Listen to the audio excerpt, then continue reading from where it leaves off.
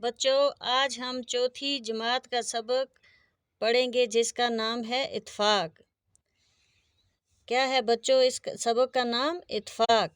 एक शख्स के 7 बेटे थे। कितने बेटे थे बच्चों? एक शख्स के 7 बेटे थे। एक से बढ़कर एक जवान और तवाना और सेहतमंद। क्या था बच्चों? ये एक दूसरे से जवान और बढ़ चढ़ के सेहतमंद थे। ये सातों भाई आपस में लड़ते झगड़ते रहते थे। क्या था बच्चों? ये 7 भाई थे, आपस में लड़ते और झगड़ते रहते थे। वो शख्स अपने बेटों की लड़ाई, डांट डपट और नाइतफाकी से काफ़ी परेशान था।